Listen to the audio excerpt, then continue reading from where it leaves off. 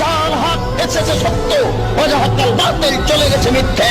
ইন্নাল বাতিল নিশ্চয় মিথ্যে, কানা যাহুকা চিরদিন মিথ্যে। পবিত্র কোরআনের সূরা কিয়ামত 3 ও 4 নম্বর আয়াতে বলা হয়েছে, অবিশ্বাসীরা প্রশ্ন করে যে কিভাবে আল্লাহ সুবহানাহু ওয়া তাআলা আমাদের অস্থিসমূহকে একত্রিত করিবেন। আল্লাহ বলিয়াছেন, আমি কেবলমাত্র অস্থিসমূহকে একত্রিত করিব না, বস্তুত আমি তাহাদের অঙ্গুলির অগ্রভাগ পর্যন্ত সুবিন্যস্ত করিতে সক্ষম। অবিশ্বাসীরা বলে, কবর দেওয়া হলে আমাদের হাড়গোড় সব আলাদা হয়ে গেলে কিভাবে আল্লাহ সুবহানাহু ওয়া তাআলা সেই কিয়ামতের দিন হাড়গোড়কে আবার এক জায়গায় আনবেন। আল্লাহ বলেছেন, তিনি শুধুমাত্র হাড়গোড়কেই একত্রিত করবেন না, তিনি প্রত্যেক মানুষের আঙ্গুলের অগ্রভাগ পর্যন্ত সঠিকভাবে পুনর্বিন্যস্ত করবেন। এখানে মানুষের আঙ্গুলের ছাপের কথা বলা হচ্ছে, যেটা আবিষ্কার করেছেন স্যার ফ্রান্সিস গ্যালটন 1880 সালে। তিনি বলেছিলেন যে 2 জন মানুষের আঙ্গুলের ছাপ কোনো দিন কোনো সময় একই রকম হবে না। আর এজন্য পুলিশ, সিআইডি, সিআইএ, এফবিআই তারা অপরাধীদের ধরার জন্য আঙ্গুলের ছাপ পরীক্ষা করে। পবিত্র কোরআন এই কথা বলেছে 1400 বছর আগে। আল্লাহ শুধু হাড়গোড়কে একত্রিত করবেন না, তিনি প্রত্যেক মানুষের আঙ্গুলের অগ্রভাগ পর্যন্ত সঠিকভাবে পুনর্বিন্যস্ত করবেন। আল্লাহ সুবহানাহু ওয়া তাআলা প্রশ্ন করেছেন সূরা নিসার 82 নম্বর আয়াতে, বলেছেন, আফালা ইয়াদাব্বারুনাল কুরআন ওয়ালাউ কানা মিন ইনদি গায়রিল্লাহ লাওয়াজাদু ফি ইখতিলাফান কাসীরা। তবে কি তারা কোরআন সম্বন্ধে অনুধাবন করে না? তারা কি কোরআন সম্পর্কে এই সত্যটা বুঝিতে পারে না?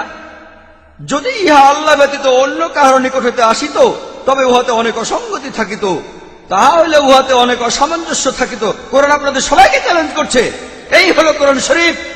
যদি পারেন তাহলে মাত্র একটা সঙ্গতি খুঁজে বের করুন, যদি পারেন তাহলে এতে মাত্র একটি ভুল খুঁজে বের করুন। কোরআন সবাইকে চ্যালেঞ্জ করছে, ওপেন চ্যালেঞ্জ। কেন আপনারা কোরআনের সত্যটাকে বুঝতে পারছেন না? যদি এটা আল্লাহ ছাড়া অন্য কারো কাছ থেকে আসতো, তাহলে এতে অনেক অসঙ্গতি থাকতো। আমার বক্তৃতা শেষ করার আগে আমি প্রফেসর তাগাদা সনের কথা বলবো। আগেকার দিনে ডাক্তাররা ভাবতো শুধুমাত্র ব্রেনের কারণে আমরা ব্যথা অনুভব করি। এখন আমরা জানি আমাদের চামড়ার নিচে কিছু রিসেপ্টর আছে, যেগুলোকে বলা হয় পেইন রিসেপ্টর। এগুলোর কারণে আমরা ব্যথা অনুভব করতে পারি। আর যখন কোন রোগী পুড়ে গেলে ডাক্তারের কাছে আসে, ডাক্তার একটা পিন নিয়ে পোড়া জায়গায় খোঁচাতে থাকে। যদি রোগী ব্যথা অনুভব করে, ডাক্তার খুব খুশি হন।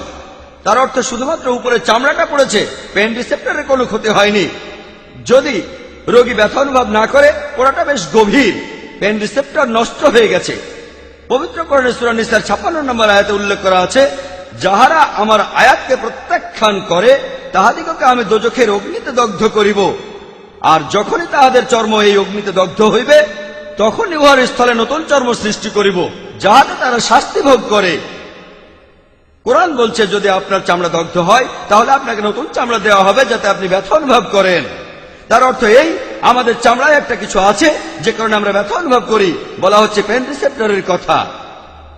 প্রফেসর তাগাদা সন, যিনি থাইল্যান্ডের চিয়াংমাই ইউনিভার্সিটির অ্যানাটমি বিভাগের হেড অব দ্য ডিপার্টমেন্ট, এই আয়াতের অনুবাদটা তাকে দেওয়া হয়েছিল। তারপর তিনি পেইন রিসেপ্টর নিয়ে অনেক গবেষণা করেছিলেন। তিনি বললেন, এটা অসম্ভব যে এটা কোরআনে লেখা আছে। আমরা কিছুদিন আগে জানলাম এটা কিভাবে সম্ভব। তিনি একথা মানলেন না। পরবর্তীতে পবিত্র কোরআন নিয়ে ভালোভাবে পড়লেন, কোরআন ভালোভাবে পরীক্ষা করলেন, তারপর একমত হলেন।